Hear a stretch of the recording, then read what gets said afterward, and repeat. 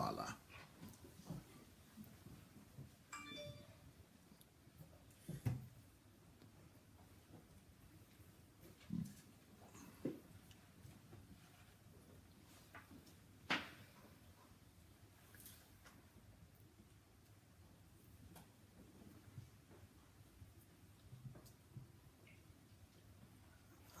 Rochelle White, what a miracle you are. What a wonder you are. Here she is again, leading the pack. You've led the pack yet another time. Wow. Well, we're happy to see you. Welcome. I think we need to open that. It's getting hot already. Isaiah Taylor, welcome. Good evening. Mesonge Nkome, good evening. Mesonge Nkome, that should be South Africa. I was just telling another South African queen here in my house that I've been living in South Africa for the past 1 week. Gloria Val, Theophilus Muiwa, Yetunde Omoile, Denise. Denise is South African too. Fumi Adewusi Bamishaye, Victor Shinwe. Well, welcome everyone. As we are coming in, please, won't you go and share the message for us? Go and share the link, please. Go share the link. Go share the link as you are coming in. And you people know that this week we are starting an HMT for trainers, so that you could do like Pastor Derek is doing. Use HMT as an instrument to change the world. That's what Professor Aniwogu is doing in Africa too. Using HMT to change the world. Using HMT as an instrument to affect your world. Ufoma Anigoro, welcome. Natalia Kalida, nice to see you. Okay, just about to start. Party part. Welcome, welcome, welcome. Samson Adogbeji, welcome.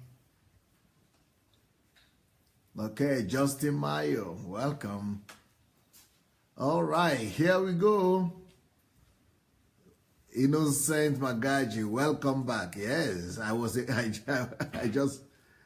with you 30 minutes ago, and here I am again. James Sanka, Jokel Dukoya, yep. Ojekwa Israel. Okay, I'm finishing this series on what truth is not. I'm finishing the series on what truth is not. You remember I told you 4 things already that truth is not, that the truth is not, that truth is not, what truth is not. 4 things. Number 1, truth is not something that works. The fact that things work doesn't mean it is true. It is true, that is why it works. Number 2, the truth is not what feels good. The truth is not what feels good. That is number 2 thing you need to know about the truth. Number 3, truth is not whatever you want it to be. Truth is not whatever you want it to be. Truth is not relative. That is what it means. Number 4 that I gave you yesterday is that truth is not just what we perceive with our senses, with our 5 senses. Now, let me elaborate a little bit more, just a little bit more before I go ahead.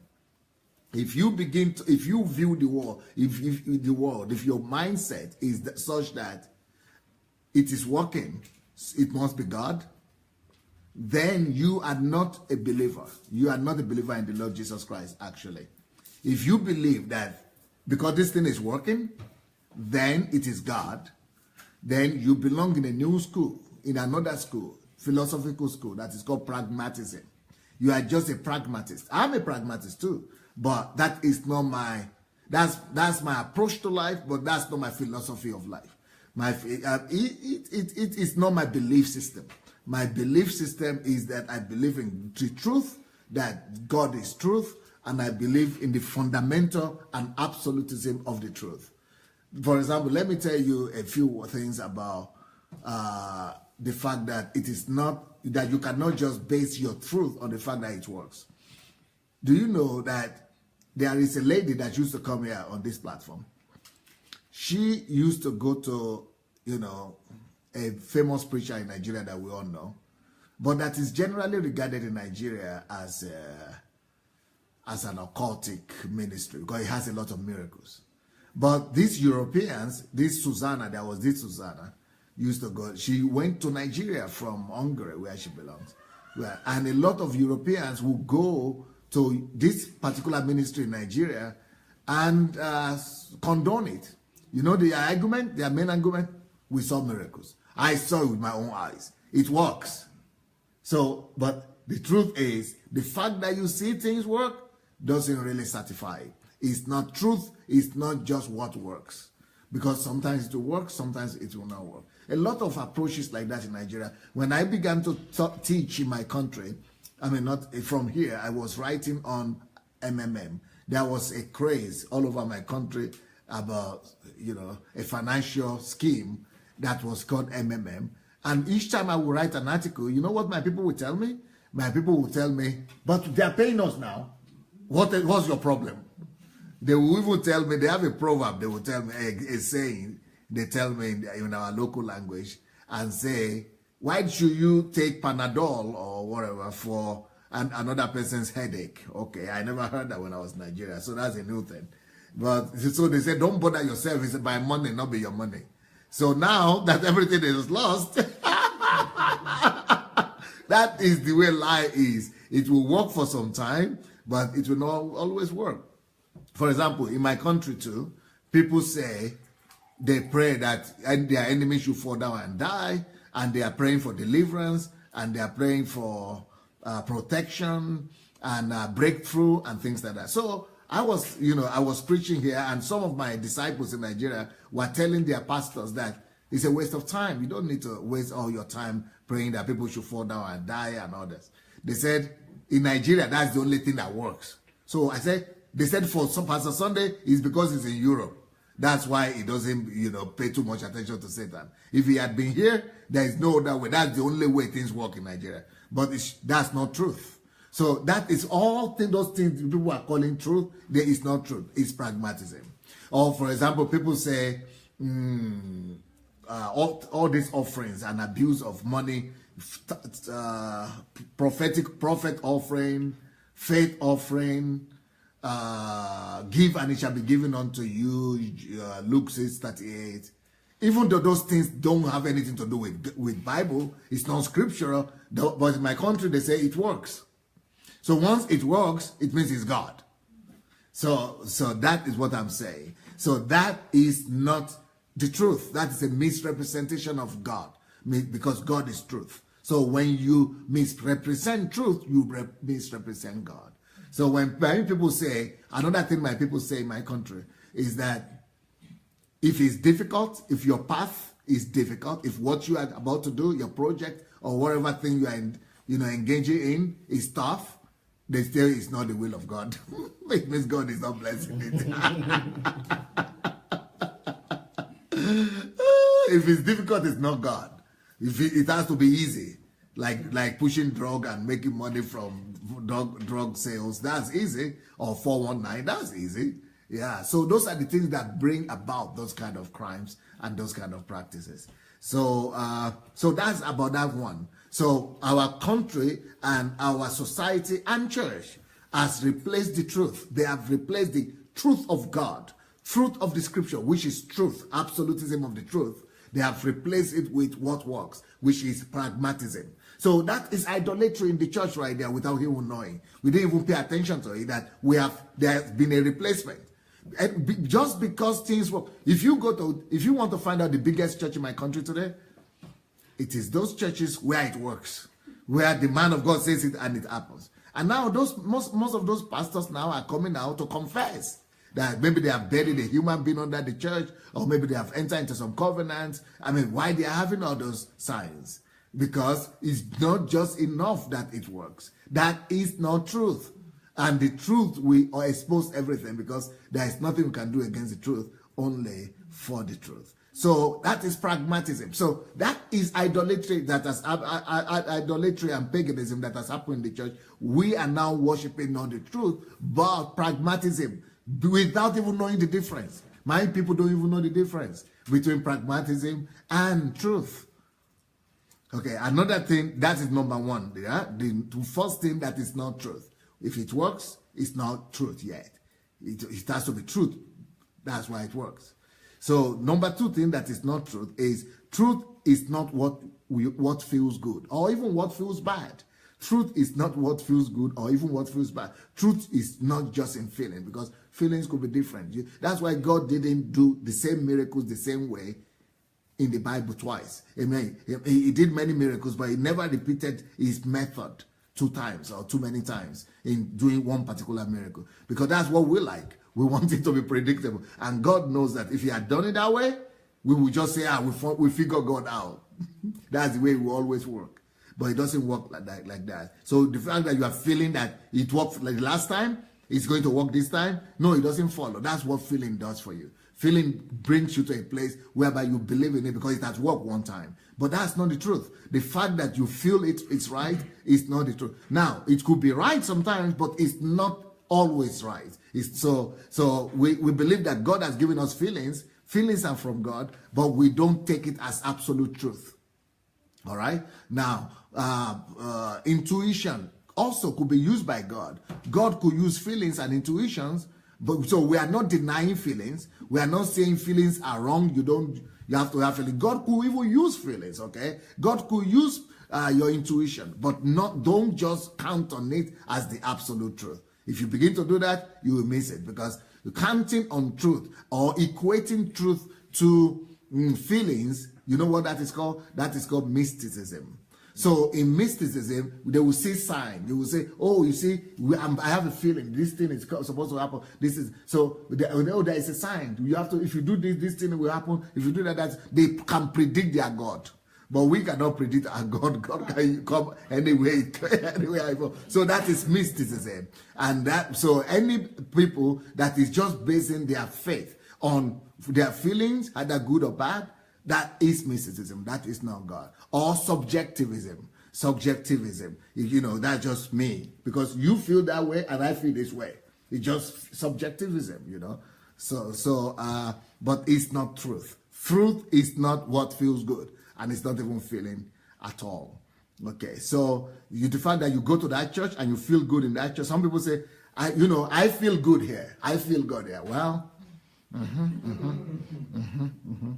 that doesn't mean it's truth, my guy. Ooh, the anointing that, goosebumps. That doesn't make it true. That doesn't make it true. Ooh, the anointing that was there in the hall. Ooh, the goosebumps that I felt.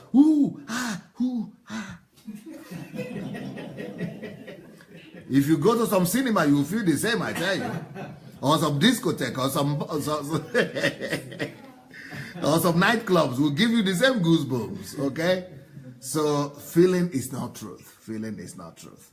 But there are a lot of preachers in Christianity today that build their whole teaching and their whole dramatization of church life on feelings. So they want to get you inspired to clap every minute. So it's the amount of claps and ovations they can get during the 1 hour preaching that determines how anointed they were. Nothing is far from the truth. That's the fallacy that has invaded the church these days. So they will get you to scream and just emotionally wind up. And it depends on how much emotion we could get that determines the truth. No, it doesn't. Sometimes it could be true, but we don't say it is truth. We don't count that to be the absolute truth, because sometimes emotions could be right. And you go to cults. Ooh, they have ovations too. They have people clapping as well. So it doesn't always follow. We've got to come back to the fundamentals before we could discover what truth is. It's not just because it feels good or it doesn't feel good. Now, number 3. Truth is not whatever you want it to be, which means truth is not relative. You know the theory of relativism, and the way it has is being manifested in the West now is that people say, everybody has have their own truth, and everybody has his own truth, and it's relative. So you could think this is iPad, and I could think no, it's not iPad. It's I don't know, it's a bird. Everybody has his own truth. It's relative. Well, you know what? I've proved it. If you miss these teachings, go and find the teachings. I've proved it that nobody really believes in those things. They only you believe in relativism as long as it is profitable to them. But at the end of the day, nobody believes in relativism. We all believe in the truth. The truth will pick everybody out. And so the same thing too we have in church. The same thing we have in church. Every church now has its own truth. Some people say, okay, it's your own opinion. When you show them the Bible, they will go and find another scripture, from the Old Testament most of the time, and say that, yeah, we also have a scripture. So everybody have their, so it's relativism has replaced the truth in the church. So everybody has his own opinion. Every church you go to has their own truth. Every church you go to has their own opinion. Every church has its own revelation. We were talking about a Ghanaian pastor the other day. I mean, he put his leg on the stomach of the pregnant woman and pushing it like that. He said, that's what God told him. That's his own truth right there. Then another day, he came to the church and came with a cane and was beating a young girl who was even pregnant. A pregnant girl was beating her. I think maybe she was not pregnant, but anyway, a young girl was beating her right there on the pulpit, on the altar. And the boy was beating the boy too, but he was beating the girl even more. But I think he was afraid that the guy could get mad and return some of those jests. Some of the kindness could be returned. So he was careful with the boy. But he was beating the girl mercilessly, you see. So everybody has his own truth and nobody is talking. So when they interviewed the big men in Ghana, and they said, why are you people not talking? Oh, they said, we don't interfere in their affair. Okay. So everybody is free to have their own truth. Because the truth has been massacred. Same in Nigeria, nobody talks. Everybody say, it's relativism has replaced the truth right now in the church. That's why I did that series on the plague of silence, so that we will all learn to stand for what is right. So that was not true. What is not true? What truth is not? What truth is not? Number 3. Then yesterday I finished by talking about what truth is not. That truth is not in your 5 senses. Yeah, it's good. We use our 5 senses. God gave them to us. We thank God for them, but they are limited. So they are not absolute truth. And they don't determine the absolute truth, because they only make us to interact with the physical world. They don't make us to interact even with the intellectual world. Talk less of the spirit world. So, and that is where people are always, scientists are always talking about empirical evidences. But we are not practicing empiricism. We are not practicing empiricism, because practicing empiricism, that is another school of thought. That is philosophy. That is not Christ. But Christ is the truth. So that's where we finished yesterday. And for you to listen to each one of those teachings, you must, go and listen to the whole series. It's on my YouTube now, Sunday Adelaja Official. Go to homepage and follow the series. This is going to be the last series that's going on there. So, but today, what truth is not? What truth is not? This is very popular. And this one, all nations are being run on this theory, on this ideology, which is not truth. And it's not the truth. It could work, it could be a blessing, just like every other thing I've said. They could all work. God gave all of them to us, but they are not the truth. They are not truth. They don't determine the truth. They could be used, temporarily, but they don't represent the truth. So the point today is, truth is not what the majority believe. Truth is not what the majority believe. Truth is not what the majority believes. That is to say, truth is not democracy. All right? Truth is not democracy. Truth does not campaign, and it does not go for elections. So truth doesn't need to be voted for. But even though whole nations and the rest of the world were embracing votes and democracy as the only way out, but the democracy is, has its own fault as well, and its own inadequacies, and democracy is not always right too. And the rule of the majority is not always, like for example, in America now, the whole country is divided into two. The fact that Donald Trump won didn't really mean that he had most votes, because some people said that Hillary Clinton actually had more votes, popular votes. So more people, majority, actually voted for Hillary Clinton by 3 million votes, but she never became the president. So your majority is not always right. And the fact that even Trump became the president doesn't mean that the whole country is supporting him too. So that I mean, they are fighting against him every day. But even besides that, all over the world, people are selling democracy. They are saying you are not democratic, but the majority is not always right. Majority is not always right. For example, one of the most terrible examples of that was Hitler. You know, Hitler was not, it didn't come through coup d'etat. Hitler didn't come to power through gun and military power. Hitler was elected. There's a German girl here with us, no offense, but the people themselves voted for this man. So the fact that they voted for him and he became the ruler of the country doesn't make that majority to be right. And so when people make a big fuse and talk about democracy today, Africa, you are not democratic. The fact that you even have democracy doesn't mean that you are doing the right thing. So Hitler was elected. And even in Russia, this Bolshevik communist regime that ruled Russia for 70 years, they call them Bolsheviki. You know what Bolsheviki means in Russia?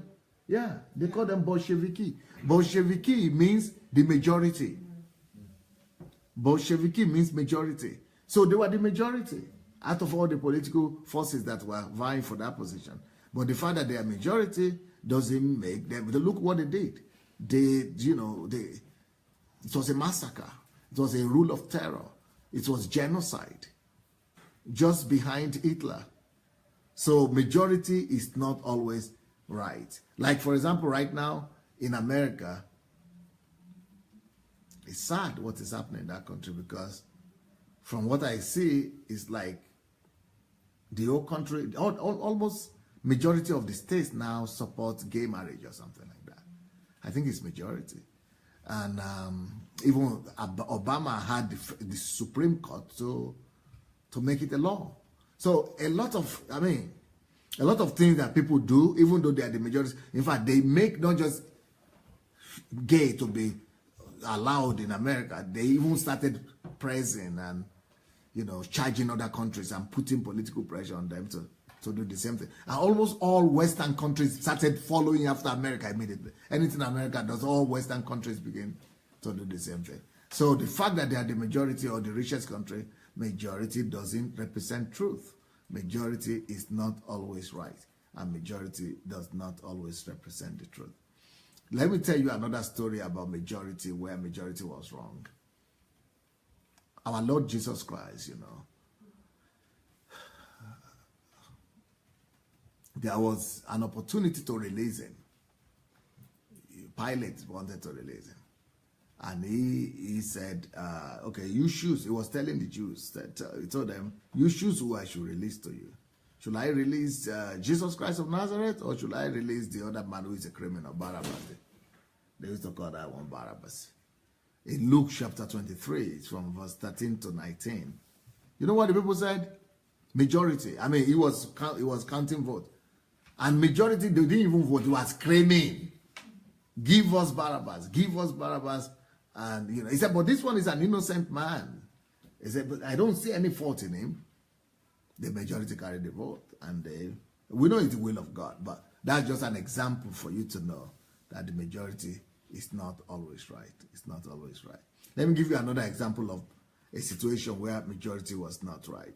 Do you know the old world, the old civilized world, used to think, especially the church used to think like this, used to think that the earth is the center of the world, and that the universe is rotating. We are the center. They are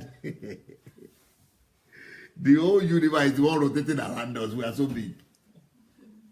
But Galilei came forward with his theory because he's a scientist. He had to prove it. He came forward and proved that no, we are actually small. We are not as big as we thought we were. And we are not as significant. I mean, compared to the universe, we are nothing. And that it is we who are rolling. They were saying, we are not feeling anything. Where are we rolling? Nothing is rolling.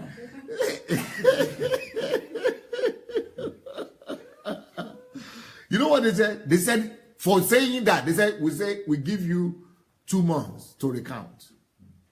You have to denounce your scientific. You are saying you must deny science. And science, is science. 2 + 2 is 4. They said, no, you must deny that it's not 4. He said, this is proven. He said, no, because according to the Bible, they were using the Bible. Because they would believe in creation. So, they sentenced the guy. They sentenced the guy. Sad. He died in solitary confinement for the rest of his life. I think it was for 25 years or something. Everybody believed that they did the right thing.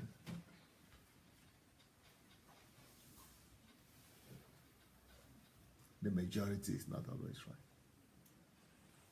There is another man they call Michael Servetus. Michael Servetus. I don't know if you have heard about it, but medical students should have heard about it. Because he's the one that is credited with discovering pulmonary circulation. He's the one that is credited for discovering it.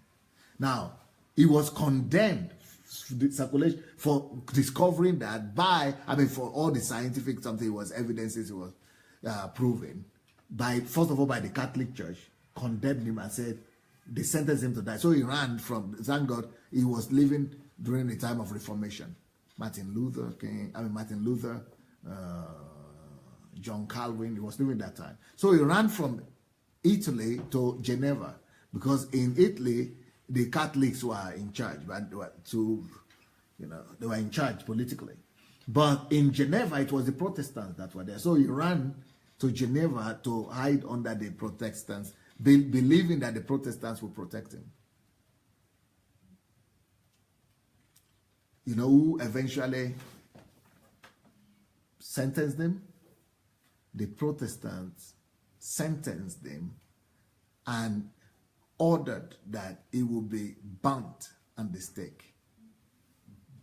This man was arrested, tortured, and burned at the stake.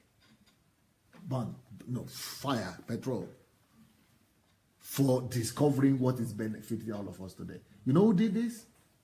The reformers. The most progressive people of that time. You know who signed the paper? John Calvin.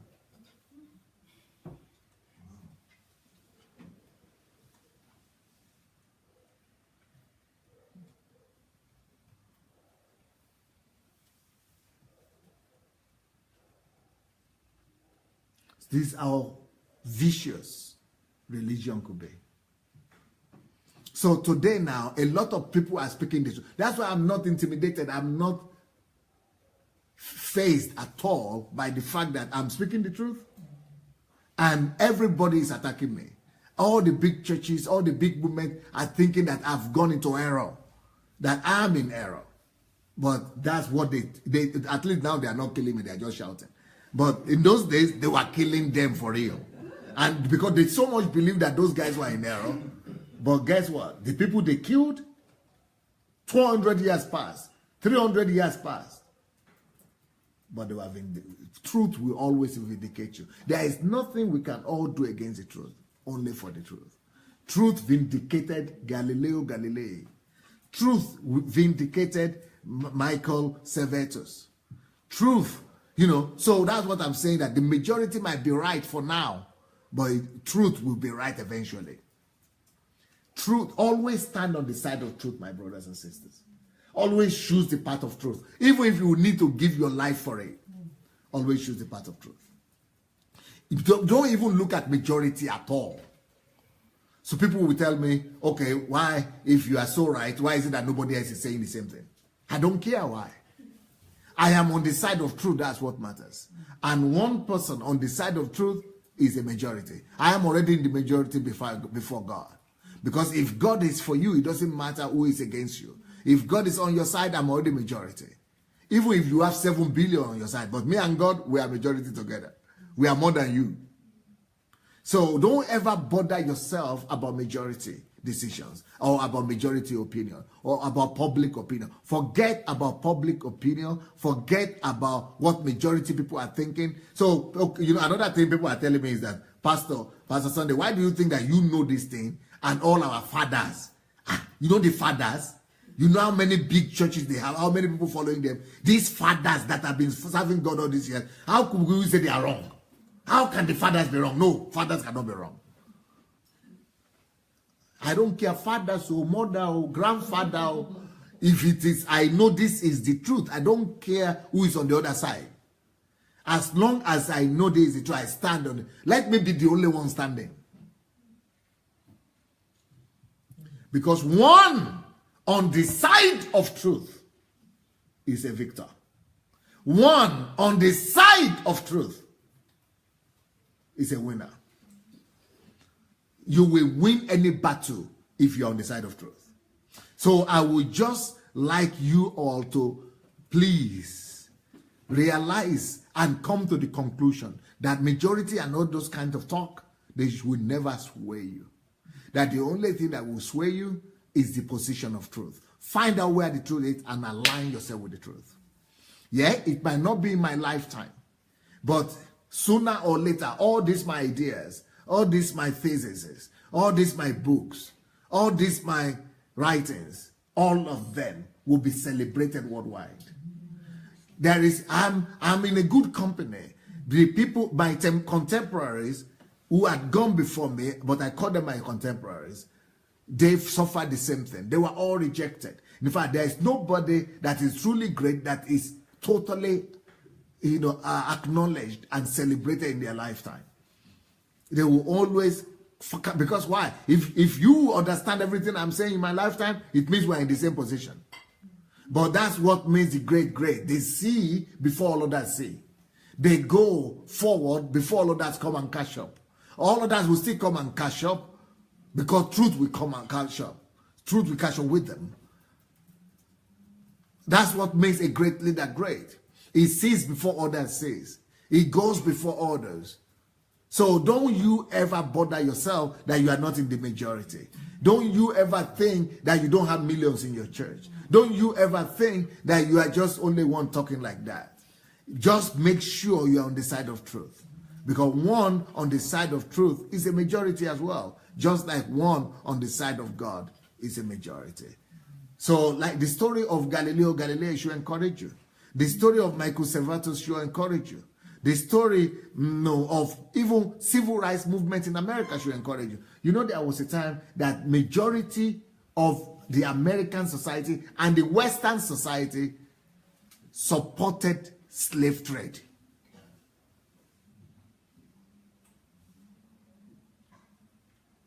And those who said slave trade were wrong were regarded as savages. They were humiliated. They were embarrassed. They were beaten. They were shamed. Now, even the very descendants and children and grandchildren of those people who supported it, they are now ashamed. Well, I remember when I was in Tennessee, in America, they were telling me they would, even though this place, they used to have old slaves. And that, but they said they would rather have me as a black African man to live in their town, in their village, than have the Northerners. People come from New York and other places like that. they still hate them also today, almost 200 years has passed after war. after the war. They still hate them up to now.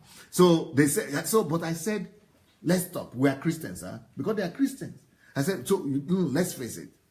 So all of them started telling me, America, they like to tell stories. They were telling me stories. Oh, my grandfather fought in the something. We were in the army of the general something who was the general of the Confederation. Oh, I have the Confederation flag. Oh, they were giving me the medal. This is the medal, the Confederation. All of them were just telling their stories and they were, bragging on it. Oh, this one say, oh, we had a farm, we had a plantation. So I was saying, but this man was fighting that there would be no slaves. I said, let's just talk now. I'm not politically correct. So me, I'm from Africa. I don't know the word political correct. So just tell me what you feel now, what you now feel. Because all of you are saying you had 30 slaves here, we have 100 slaves here, we have 200 slaves. So you all know. So what do you now think about that? Even that war that you are talking about, that they were not fair to us, even though we lost the war, but we don't agree. So I said, what do you now think about it? They said, well, we never think about that. We don't, we just move on. It's okay. So I said, no, you just tell me from your heart. I want you to, because people are avoiding, that's the problem. You remember the levels of truth that we went through? 5 levels of truth. The first level of truth, people are trying to avoid it. They don't want to look in the mirror. So I tell them, you look in the, just look in the mirror. Look, just look at it and say, I am this. They say they are so embarrassed to even imagine that I'm the grandson or grandchild of somebody who was selling human being. Oh, he's gone. I said, no. I said, since I'm the guest speaker and I'm the big man, I'm the man of God they invited. They were expecting me. So I told them to do what. So they started coming out and they started saying that we can't understand it. Even their own children now cannot support them. They said, we cannot understand it. They said, we are even ashamed. We don't want to talk about it. Even though we are proud of our heritage and grandparents, but we should understand. So other ones came and said, oh, it's because of the time. It was the time like that. Time everybody believed majority. You say, people like majority. So that's why I'm saying, don't do things that your children will be ashamed of you again later on. Don't be talking about majority. Don't just do things because people are doing it. Stand for truth. Stand for what is right at any time. And don't be ashamed of standing, even dying for what is right. Can you imagine that up till even the 40s, even the 50s, in some states in America, you cannot marry, you cannot even date a white person. Hey, what is there? You cannot even date. Why am I talking about date? You cannot even enter the same bus. If you enter the same bus, you must go and sit at the back. You cannot even sit yourself. No seat for you. You cannot even go to the same restroom. So a majority, I'm not saying one person or two persons. This majority were supporting this. So majority, I'm not moved. Let the whole majority say all these things I say are wrong. But the truth will overtake them, and the truth will show forth. So don't change your positions just because it's majority. Truth is always truth. Always find out where the truth is and stand on the side of truth. Now, let me tell you another very pathetic story. This one you'll not believe it. In 1844, a medical doctor named Ignaz Philipp Semmelweis, who was assistant director at the Vienna Maternity Hospital, suggested to the doctors, this was 1844, that the high rate of death, I'm sure you've heard the story, of patients and new babies was due to the fact that the doctors attending them were carrying infections from the diseased and dead people whom they had previously touched. There were just few doctors those days and nurses.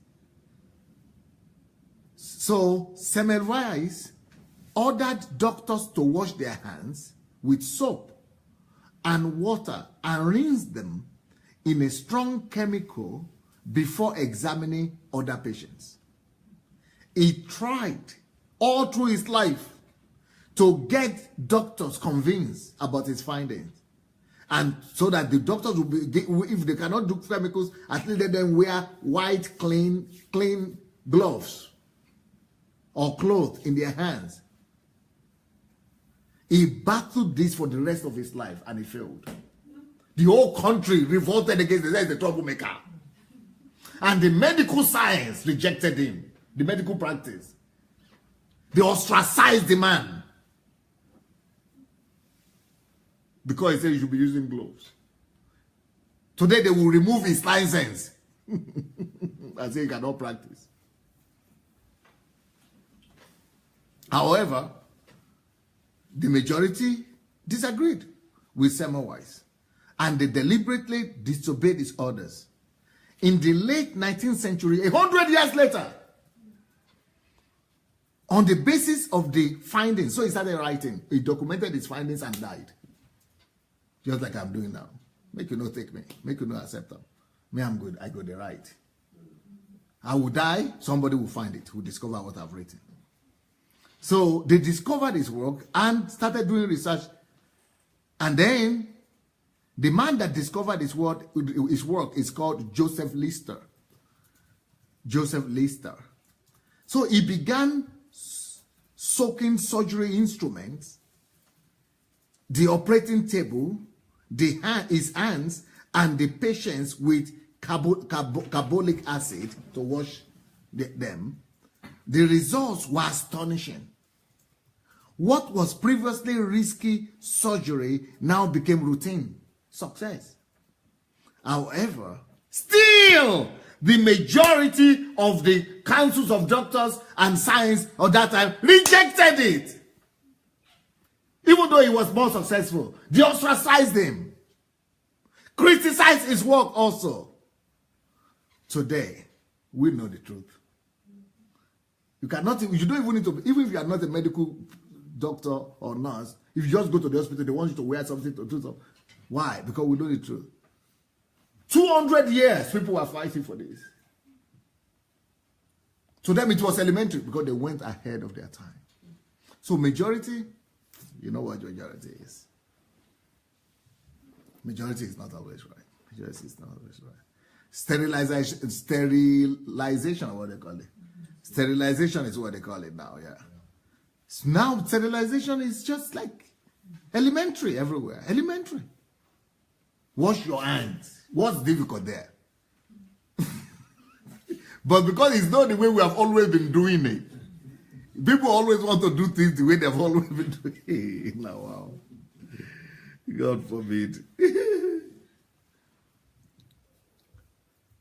So these are just a lot of evidences and a lot of examples I could bring to you today, but I thought I should read that one to you. Of course, the story of Pilate. Then Pilate, when he had called together the chief priests, the rulers, and the people, said to them, "You have brought this man to me as one who misleads the people. And indeed, having examined him in your presence, I have found no fault in this man." Can you imagine? He said he didn't even find fault concerning those things of which you have accused him. No, neither did Herod, for I sent you back to him. And indeed, nothing deserving of death has been done by him. So we should release him. Either release him, for it was necessary for him to be released, to release one of them at the feast. And they all cried out at once, saying, "Away with this man, release to us Barabbas, who had been thrown into prison for a certain rebellion made in the city and for murder." So they released the murderer. And they crucified my Lord. That's majority for you. So majority is not always, the majority is not truth. Majority is not what, truth is not what majority believes. Truth is not always in the majority. It could be truth sometimes on the side of majority, but it's not like a panacea that is always, no. Sometimes, yes, majority could be right, but not all the time. You remember the story of Samuel. Samuel and Saul, right? When he waited for so many days and Samuel didn't come, the people started pushing him and said, majority told him, do the sacrifice yourself. What's the difference? You are the king now. So when Samuel showed up, the prophet, I said, what did you do? But I said, you should wait. He said, well, I waited for so very long and you didn't come. He said, but I told you not to do anything before I come. He said, yeah, but the people pushed me. I said, okay, since the people push you and these people you are listening to, he said, the throne has been taken from you. So the majority is not always right. Even Israel itself, look at Israel. God said, I'm going to be your Lord, the God over you. I'm the king over you. I'm going to be your king. I'm going to be your king. You are going to be a special people. I am going to be your Lord and your king. You are not going to be like other nations where they have kings that are chosen by men. When the people got tired of God, and they demanded that no, we are tired of you. No, let's just be like other men. Just majority. This man of God, Samuel, cried and wept and appealed to them. Please, this is God you are rejecting. They said, but what's the difference? But other people, you see other people, they have kings now. So why should we be worse? We also want like other people. Just let us be like other people. The majority influenced them to want to be, and the majority also voted here that they want to be on the side of majority. And we know what happened. Israel collapsed. Out of 12 tribes, only 2 left. Total catastrophe. In fact, they were dispersed all over the world. None of them was left there. Palestinians took over their land. Horrible consequences. Just because people follow majority. You all remember the story of Caleb and Joshua. Out of how many of them? Out of 12. Only 2 said, no, we are standing for the truth, even if it's not convenient. And the majority, 10 out of 12, they said, no, we cannot cope. We cannot stand against those people. They have 6 feet and they have 6 fingers and they are giants and they are this and that. So if you look at your opposition and you are using it to measure your destiny and your destination, you will always make the same mistake. Never look at the number of people on the side of your opponent. That's the lesson God taught Gideon. I don't save by many or by little. The only thing is that I'm there. If I'm there, either you are many or you are little, and you are already a winner. But if you are going to look at the numbers, you will always miss it. You will always miss it. You remember the story in, I think it's in Galatians chapter 2, when Paul rebuked Peter. Because when Peter will see the Jews were there many, plenty, he will begin to behave like the Jews. And he would not like to associate himself with the Gentiles. Because of majority, you see. Majority influence a lot of us. Public opinion influence a lot of us. A lot of us depend on public opinion. Even Apostle Peter had to fall under that. He fell under that deception. That, people, the majority of the people are here now. So he said, okay, he doesn't recognize the Gentiles. So Paul had to confront him and said, no, if you are the father, you are a leader, how could you be doing that? Even if we are in the minority, let's die in the minority. But the truth will speak for us. So that's the lesson for all of us. That a lot of people here now who are here, in fact, somebody even wrote me yesterday and said, I can't find any normal church in my city, so I just manage one. Because I don't want to be alone. Okay, this one is not as bad as the other one. But it's also bad. Because each time I'm coming down from there, I'm crying. So I said, if you are crying, after coming out of there, why are you still going there? He said, well, you don't forsake assembly. I said, what assembly? You have a wife? He said, yes. You have friends who are Christians? He said, is that not assembly, no? The one you are doing here on Facebook, is that not assembly? Why should you compromise? Why should you compromise your faith, your belief, the truth, and you are suffering? You are like Lot. That's what Lot did. Lot compromised. He knew that the people there were living a wrong lifestyle. But just let me just manage. At least there is economic survivor here. So why should you compromise the truth because majority? So a lot of people who are watching us on this DSA something, they are all saying we cannot listen to other people again. So, but they are going there to still compromise their soul, their heart, because of majority of the people. Truth is not easy, but it's the way to live. Is the only way. It's the only way to live. So, yeah. I think that's what I would like to. That's where I would like to, because I would like people who are here. If anybody wants to share, to feel free to come and share today, because this is a problem that affects all of us. Public opinion. My family. What will my family say? What will my friends say? Criticism, attacks from friends, from relatives. Family could reject you. Other things like that. But one on the side of truth is always a majority.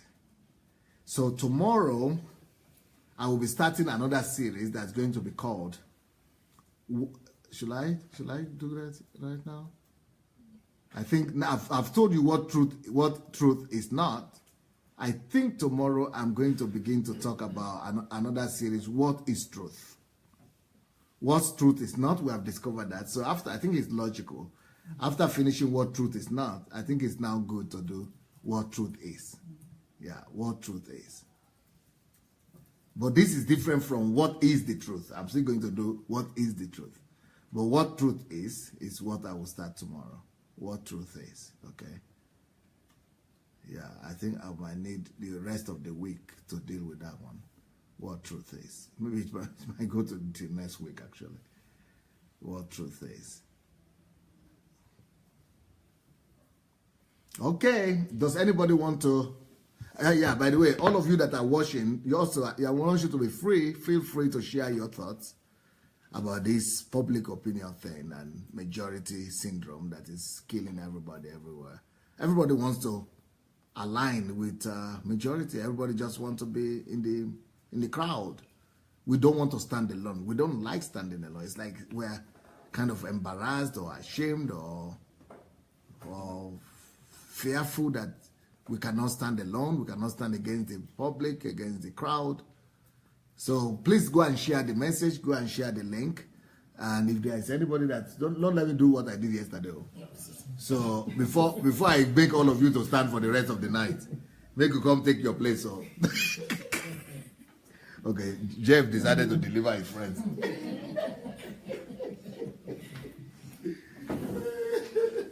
Wow. Once again, it's been an awesome night hearing about the truth, and this just basically reinforces who we are as believers, tells us more about what we're supposed to be doing, who we are as believers. The truth is expensive. The price of the truth is expensive. The Lord Jesus Christ, when he died, didn't die a death that was fair. He died because he stood for the truth. He died because he stepped on toes. He died because he spoke out. He died because of his convictions. He died because he refused to conform. He died because he refused to follow the status quo.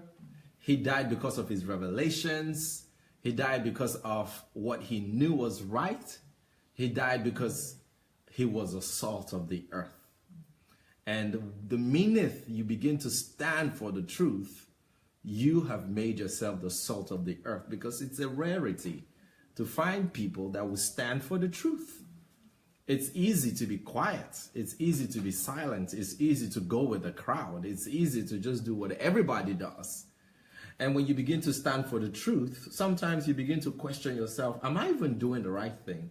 Am I following the right channel? Am I even doing what I'm supposed to do? Because your results will be challenging. Your paths will be rough. And nobody says standing for the truth will be easy, But standing for the truth is what we have been appointed to do. Standing for the truth is what we have been called to do.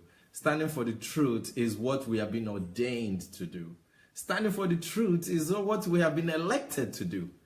Standing for the truth is what we have been called out to do. We've been called out of the world so that we can stand for the truth. So that everything about us will be for the truth. We can stand for the voice of the needy. We can stand for the voice of the voiceless. We can stand in gap for those who are fatherless. You know, standing for the truth is all that we have been called to do, and that is what ministry is all about. And it's shocking to think about the fact that you go to some churches and they'll tell you we are not a charity organization. It just shows you they have no clue what the gospel is. And it's the ignorance is so alarming that they would even come online and tell you the church is not a charity organization. You should go and preach the gospel. And they'll be so bold to tell you to go and preach the gospel. And I'm like, what exactly is the gospel? If you can't stand for the oppressed, if you can't stand in the gap for the bruised, if you're walking past the road and you see somebody wounded and you just pass because you have to be in church, you have to start the service, you have to do the opening prayer, and then you see somebody who's wounded and you walk past. There's one of the things that have really touched me, you know, growing up is men who beat their wives in public.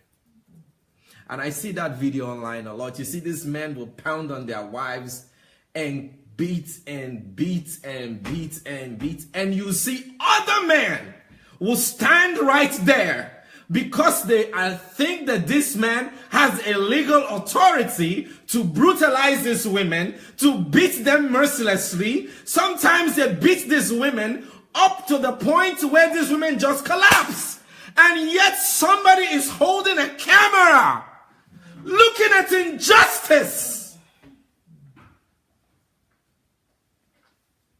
Because we refuse to stand for the truth, because we are so afraid of death, we are so afraid of terror, we are so afraid of standing for the weak, we are so afraid of standing for the oppressed.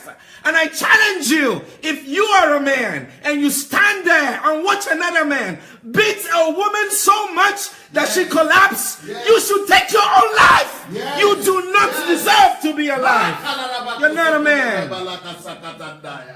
Yes, I've seen that on YouTube, I mean on Facebook. It is true. Oh Lord, have mercy. Have mercy, Jesus.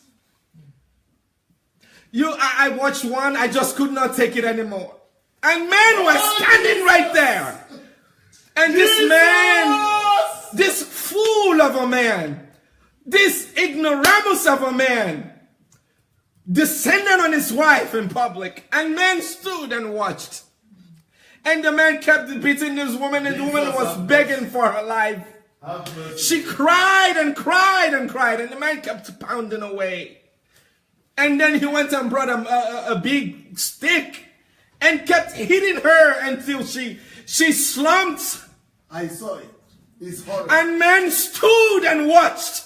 Because you assume that he is his husband, and because of the legality of the fact that he's a husband, he has a right to kill and take another life. To hell with that covenant of marriage. I will personally take it up, and I will put you in jail. I will come after you with everything I have. If I ever walk past you and see you beat another human being like that, you are more than a devil. You have no right to take a life. All she did was to tell you she loved you. Her crime was to tell you she would stay with you. Her crime was to tell you that she would be your wife. Her crime was loving you. Her crime was the fact that she said she will marry you. Now you take her life. Have mercy, Jesus. Have mercy, Lord. We need to stand for the truth. Jesus. Public opinion, and then you stand there just because nobody has acted. You stand and you kept watching until somebody's life is taken.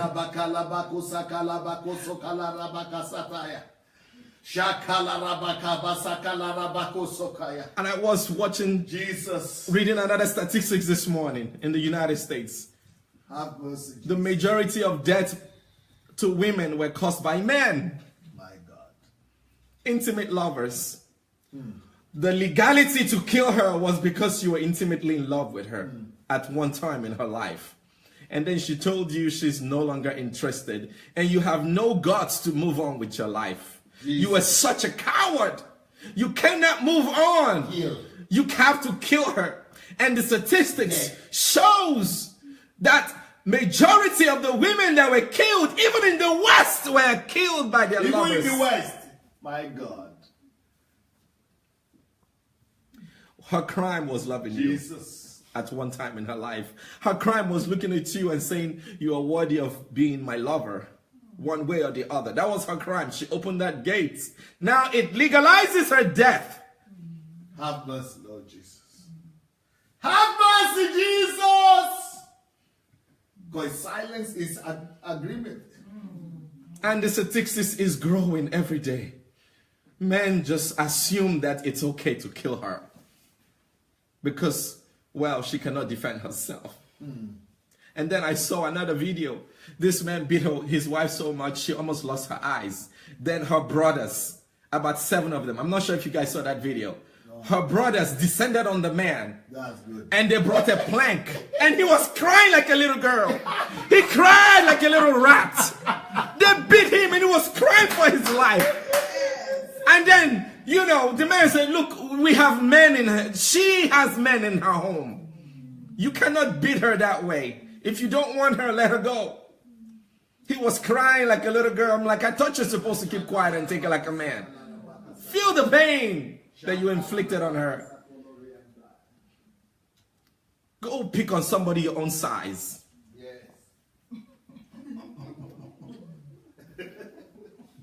Let's all stand for the truth, because when I hear these things, it just boils in my spirit. And my hairs, I cannot stand it, seeing that injustice happen.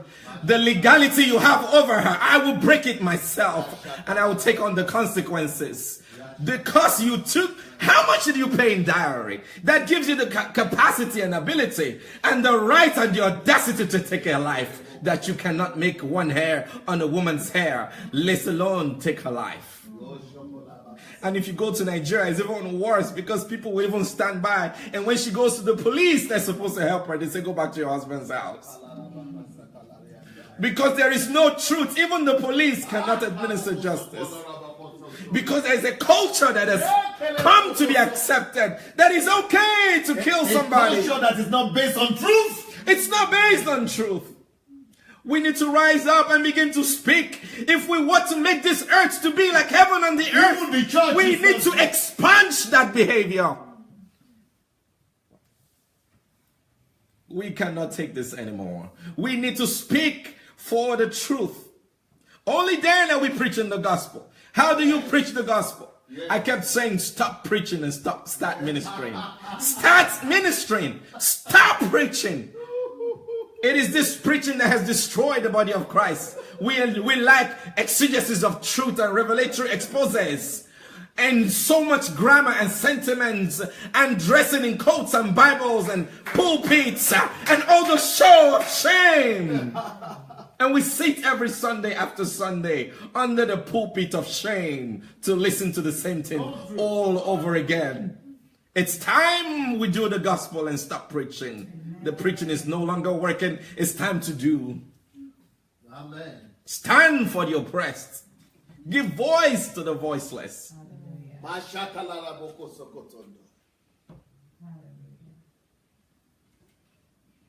You don't need the Bible to know the truth, because the truth is engraved upon the hearts of every man.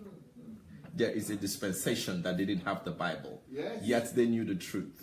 There was a dispensation that they have the book of John, yet they walked with God, and they were not, because God took them. How can you walk with God without a Bible? Enoch walked with God, he didn't have a Bible. How can you walk with God without a Bible? Because the Spirit of God is immersed in your spirit, and you can connect with Him. first Christian didn't have the Bible. The disciples didn't have a Bible. Jesus didn't have a Bible. Daniel didn't have a Bible. Shadrach, Meshach, and Abednego didn't have the Bible. Abraham didn't have the Bible. Yet he knew God. Joseph didn't have a Bible to read in jail. Yet he stood for righteousness. Yes. And he spoke. And he knew the laws of God in his spirit. The laws of forgiveness. That's not taught. That's engraved in our spirits. And we can identify with the truth. You don't need the Bible to do the right thing. That's right. That's religion. Yeah. You bring the Bible and the suits and all this paraphernalia and the stage and all that show of shame, and then you come and think that is what God is after. God is after your spirit and is not interested in that gathering of fools. Yeah. Majority is not always right. Thank you.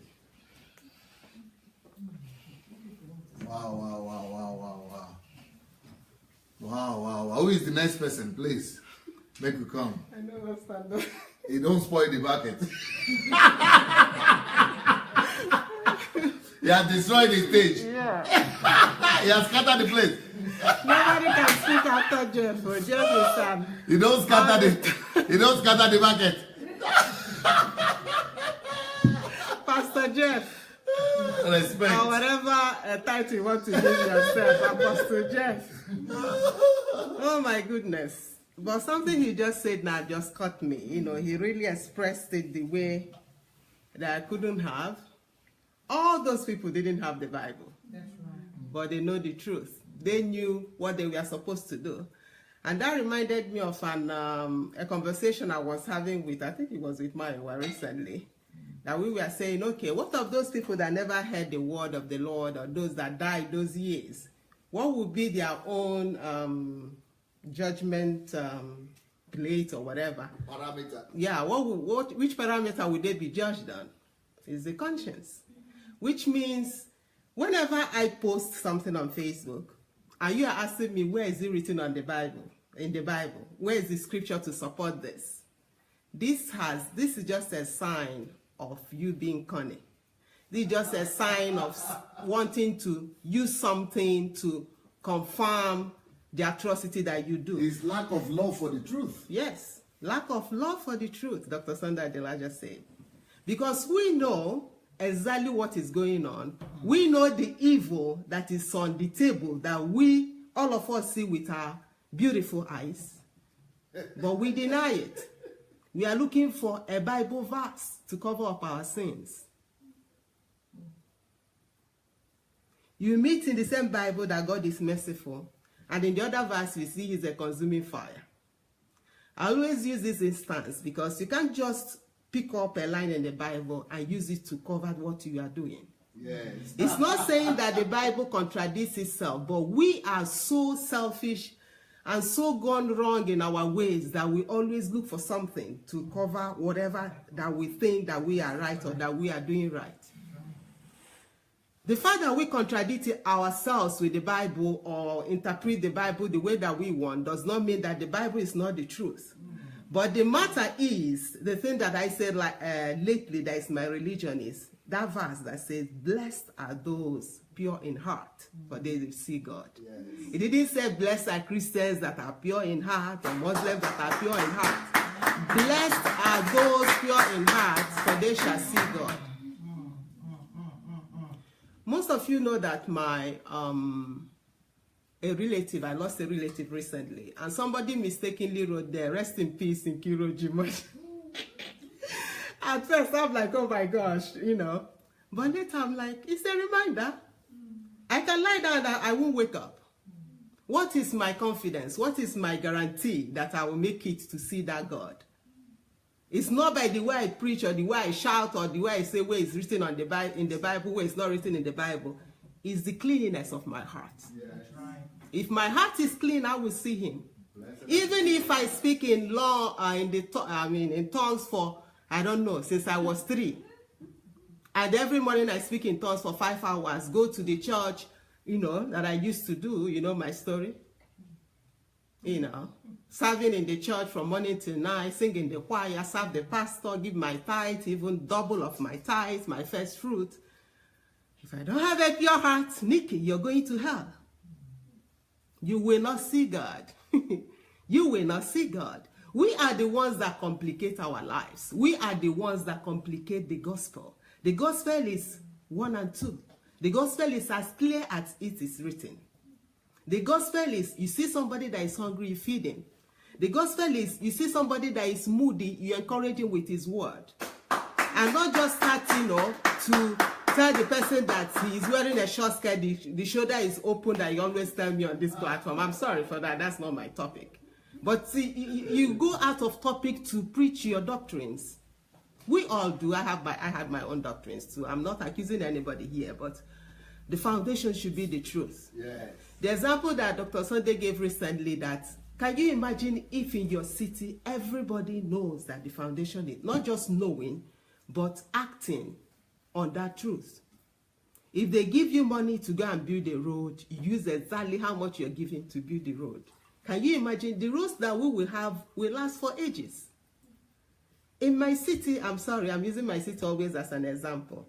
They make road this summer, winter, all the ice has taken away the road, Contract has been signed, money has been taken. Lack of truth. Most of us also, all of us, no.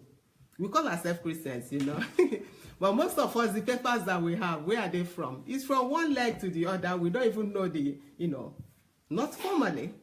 We lack the truth. And we have called all those lies to be normal. It's done like that, so the majority does it, so why not me? The majority get married, why not me? The majority give birth to children, why not me? Without laying the foundation. That's right. Without knowing, okay, I have these children, what do I do now with those children? How do I bring them up? Do I really need them? Won't they disturb me from my purpose? Because we have known that getting married and everything is not your purpose. Marriage is sweet. I have the best man in this whole world, I always say. It's on that platform. But that is not your purpose. That is not my happiness. And that shouldn't be yours. That is why you see most single ladies today, more than 40, they are suffering because of what the society has imposed on them. That they are single, so they are not married, so they are half a human being. Who told you that lie? Yeah. It's a lie. And I repeat that was one of the reasons I gave my kingdom fruits just as a lady. Forget my surname, though I have the same surname with my husband, but I'm a lady. I represent you, the single and the married. You are a woman and you can do anything. I don't care how old you are, 85 years old. That's true. Single, you are still powerful. The day you wake up, we had a review on the book too this evening. You can regain those lost years by just waking up and start doing something. Mm-hmm. And the more the first day you bring out that first fruit, you will be as if you're falling into heaven. The first day I published my first book, I'm like, God, you can take me. Just like giving birth to a baby. I'm missing the topic. We are going back to the truth, okay? Let the foundation of everything that we do be the truth. And it's actually the knowledge of the truth that will make you to try to, bring out those kingdom fruits. Because you want to be true to the one that created you. Jungle Justice. I just heard of Jungle Justice recently that is still on.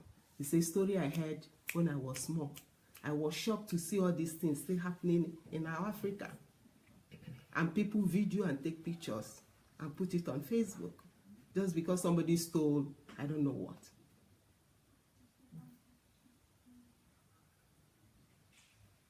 And churches are around also there. Watch, it's not our business. We are doing morning devotion.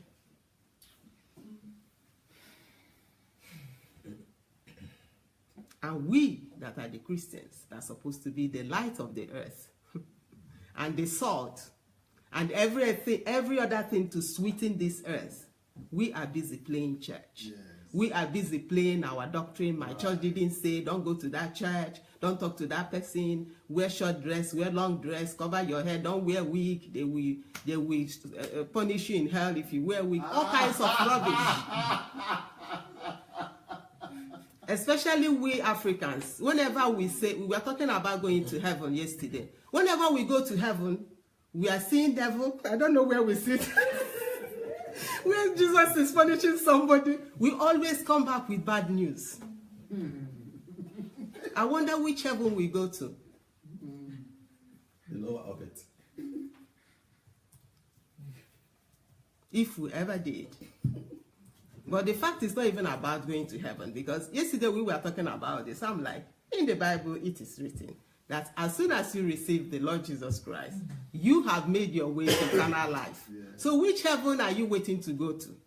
Your heaven starts here when you know the truth, and that Lord Jesus Christ is the truth. He himself said he is the truth.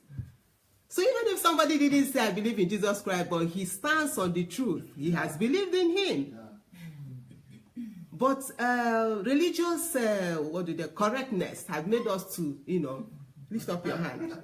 I believe in Jesus, and you go back and continue in your sin. When you meet Jesus, you say, I did not know you,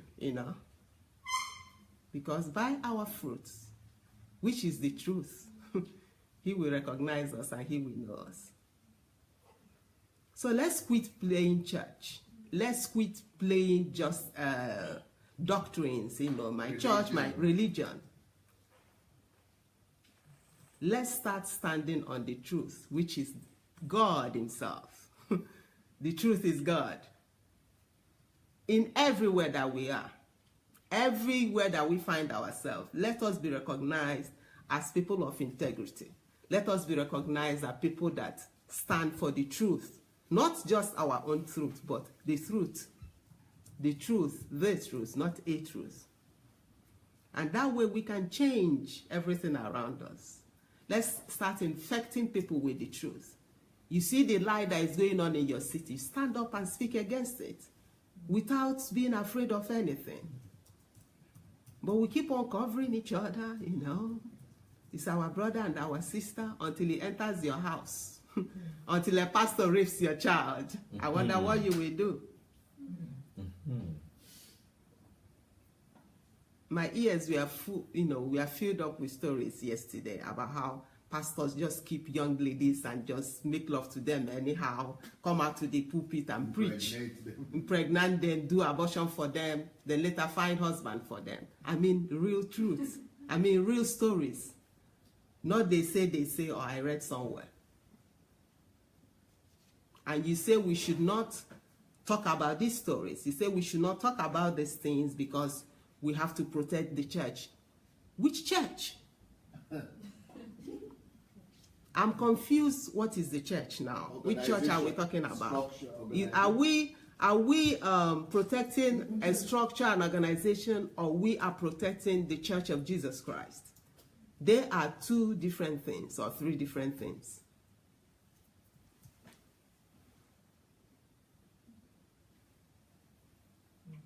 Because if we know the truth and we do not speak about it, we are evil ourselves. We have failed. We don't walk in the truth.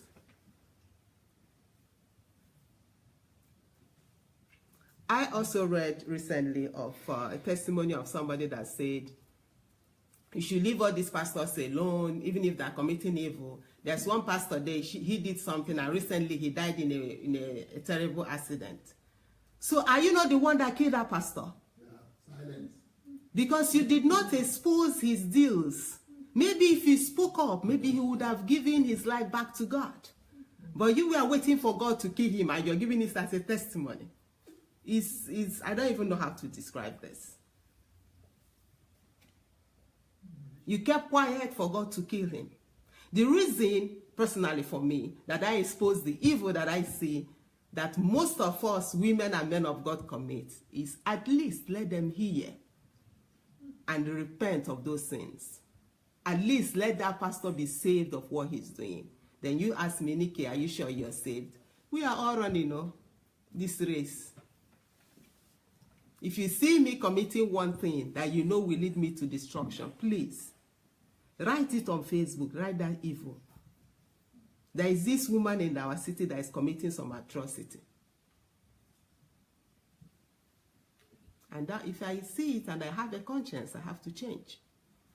If I have the Spirit of God in me, that we all say that we do, I have to change. Then if I don't change, it's my own palaver then to die like that pastor. But if you see somebody that is heading to hell, you're preaching to every unbeliever that they shouldn't go to hell. And your pastor is heading to hell with the congregation and you're quiet. It's a family affair. You're sending him to hell. So let's wake up, Christians. We made this mess of the truth that is supposed to be the truth, and have brought in our own everything that we call the truth, all kind of nonsense into this world. We are the ones to correct them. And that is why we are speaking against all this evil. And we are the ones, the church, to correct all the nonsense that we've been doing through the years. All the lies that we have been allowing in our lives and the lives of our children. We are the ones to correct them in this lifetime. And I thank God so much that we have a voice. Something God will do it. God will not come down from God will not do. God has given us everything that pertains to life and godliness. He made the earth and said, it is good, and signed. So he threw it up to you to continue the ruling. He will not come down. That is why he made you and me. If he needed to come down, he didn't need you and me on this earth, even to make us. So it's a lie to say it's God, or, only God can change the earth. What a myth, Only God can change Nigeria. What a myth. God, not only God. He is the pillar, but we are his hands and legs to do his work on earth. And the earlier we start, the better. Who is next? So, my brothers and sisters, let's wake up. Oh, there is fire on the mountain. And let the sons and daughters arise to put off that fire. Thank you.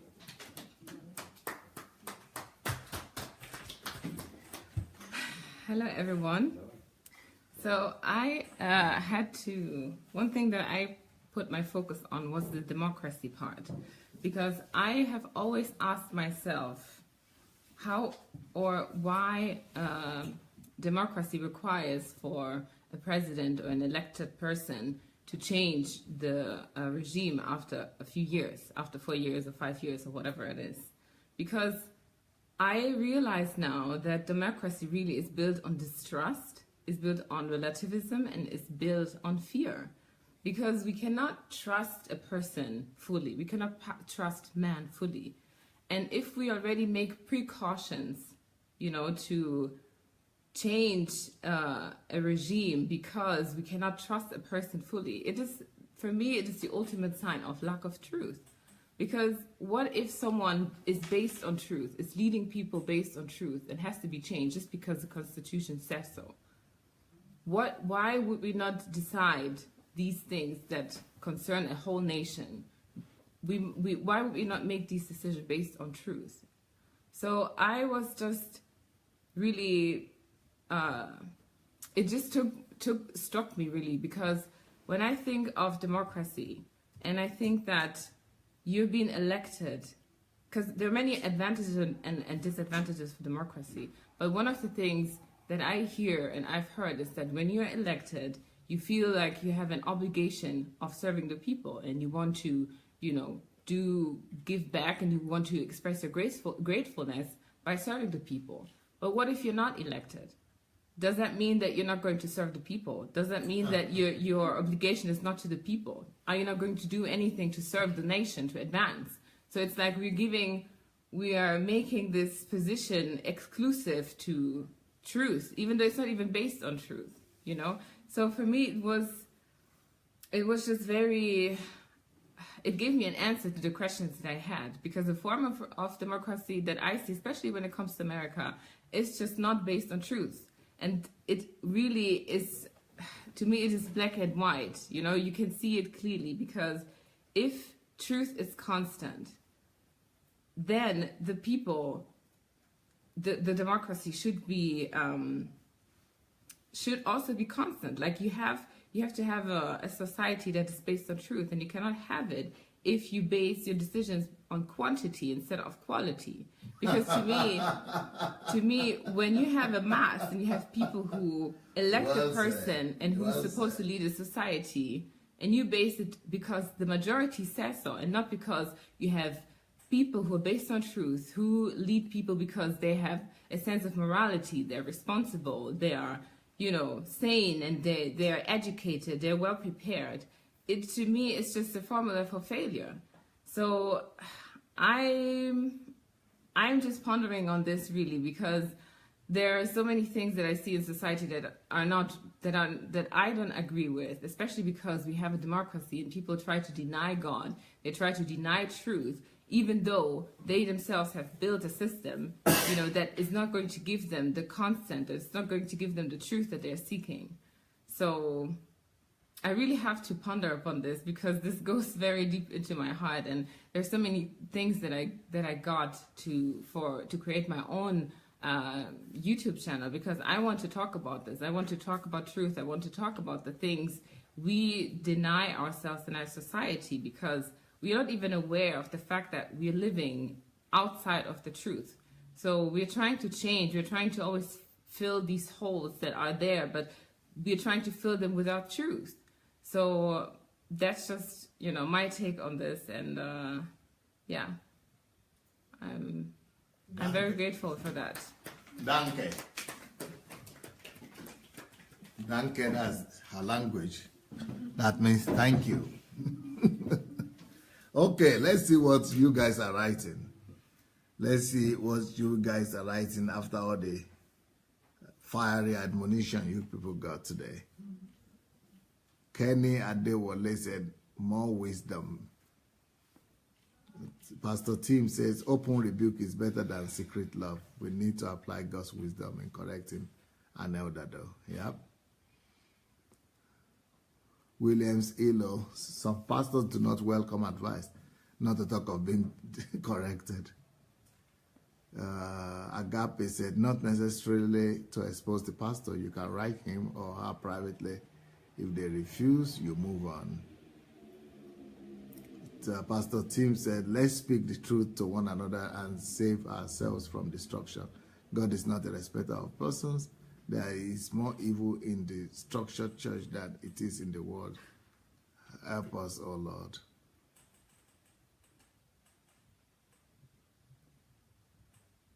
William says, they hide under touch not my anointed. Emma Wasp says, people are more scared of losing the friendship than their friendship than disappointing God.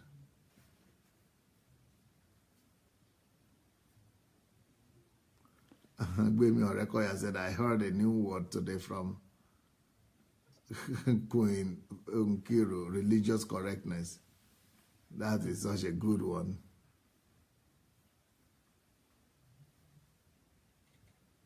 Shioma said, it's so deeply painful for me how a lot of women have buried themselves alive and made themselves living corpses under the institution of marriage. And God is never going to judge us as married persons, but as individuals. Yeah, that's so true. Omonike said, yes, Queen Nkiru, it's so disheartening to see people still practicing jungle justice.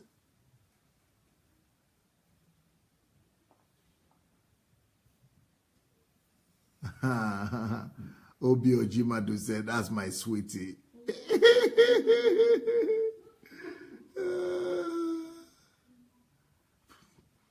Victor Stephen says, thank you, Pastor, for the messages.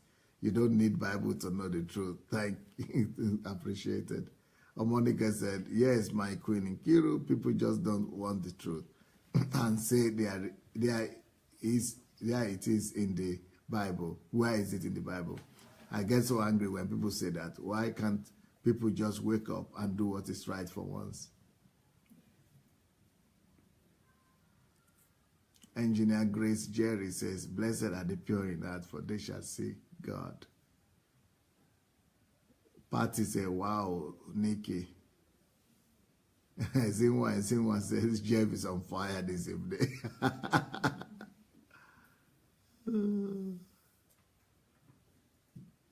Monica says, thank Thanks so much for your passion, King Jefferson. Majority is not always right.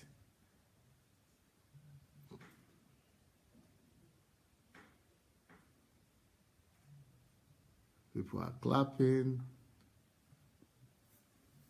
Harmonica says, even in England, if there is a problem and you cry for help, nobody will even come to your aid. Also, that was why one idiot that called himself a messenger of Allah killed a military man in broad daylight, and so many people were passing by and nobody could help him until he was killed.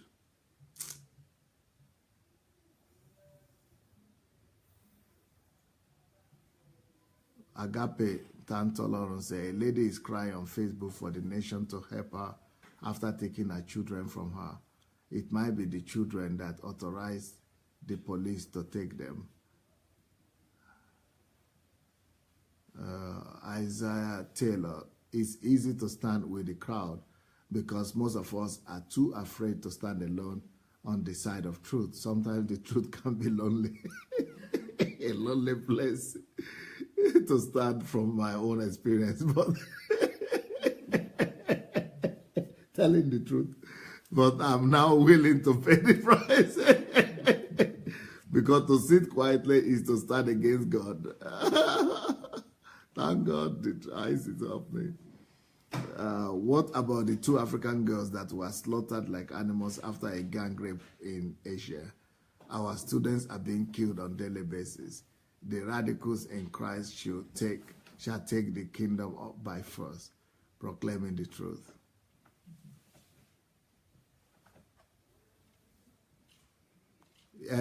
Emmy said, thank you, Jefferson, for speaking on this issue. It's like a cancer. Grace says, God bless you, Jefferson. Maikin said, okay. Engineer Grace, Lord have mercy. Beating spouse publicly or privately is so wrong. The word is too big to contain all of us.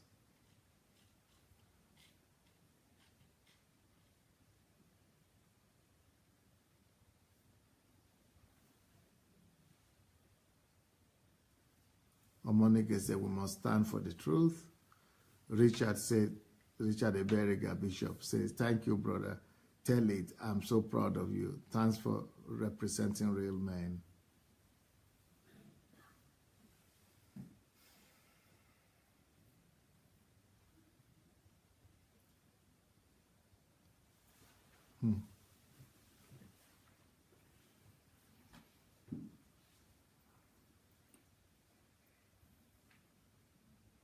Jane Musanga said, it is easy to follow the majority and standing alone requires courage and confidence in truth.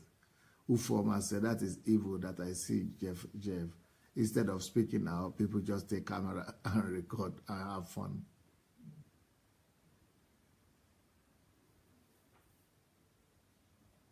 People always want to follow the path of least resistance. Many of us are afraid of being found alone in speaking for the truth. We just want to be accepted, and so we follow the crowd and the majority.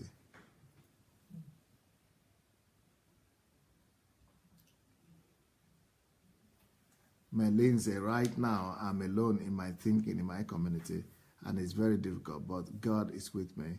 Thanks, DSA. I'm so reassured and reinforced right now. Thank you once again.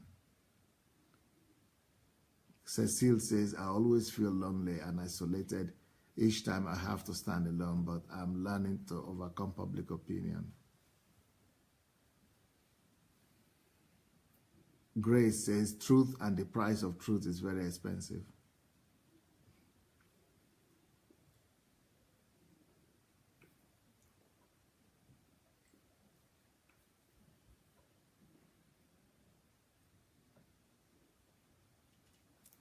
Darlene says, please tell me, what is the origin of Sabbath and why is it that most churches are breaking Sabbath?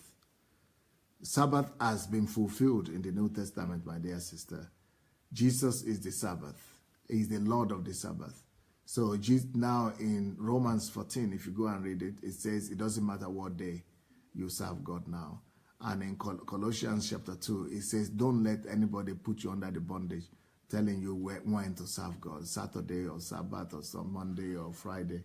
It's no more existing. Christ, as long as you are serving Christ and you are worshiping Christ, He is the Lord of the Sabbath. He has replaced Sabbath.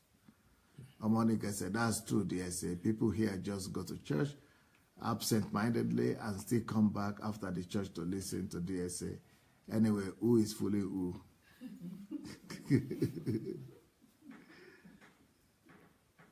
Jumi Oko said, same here. I can't find a truthful church. We just discovered one recently. Otherwise, Church of England was the option.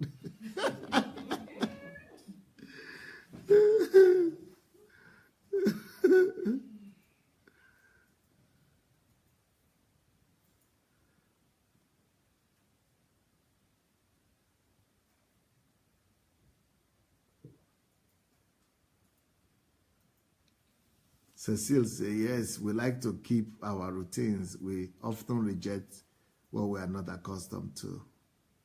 Shinwe, we are very comfortable with what majority do, hence change is a challenge. Monica, just to wash their hands after doing something is so difficult for them. Wow, what a shame.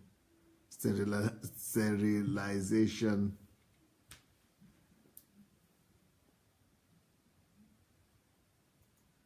Well, thank you so much, everyone. I think the message is clear enough. Tomorrow we are going to start another series, under the series of truth, of course. That's going to be what then is truth? What is truth? So tomorrow we start that other series. We have already discovered what is not truth, what truth is not. Now we are going to be talking about what truth is. Monica said, thank you so much, DSC, for this teaching. And we appreciate all the kings and queens that contribute to this nice broadcast. God bless you all.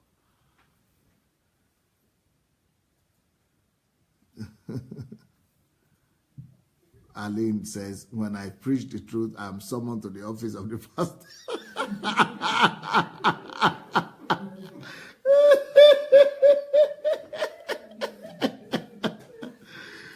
Deborah Price, it says, Jones, thank you, Pastor Sunday. Your messages are like the scripture says, stand fast, therefore, in the liberty wherewith Christ hath made us free, and be not entangled again with the yoke of bondage. Yep.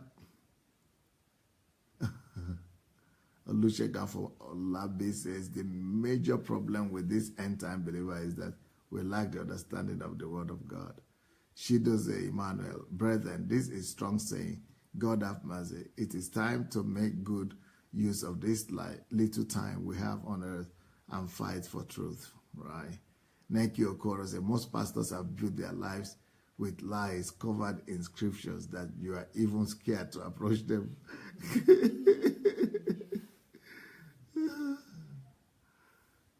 Wow. Alexander Bondaruk, thank you, sir. Paul Oriade says, let's share, please. Let's go and share. All right, so let's share, everybody, and thank you for your time. I think we were all blessed, and I think there was clarity. There is stronger stand for truth now. You can feel it. People are taking decision to stand stronger and stronger for the truth, and that is marvelous. It's the beginning. The crusade is raging, is continuing, and it's not going to stop. The truth is not for sale anymore. That's what Rinde says. It's no more for sale. It's no more for sale. Thank you so much, everyone. Good night, good evening rest to all of you. God bless. Bye.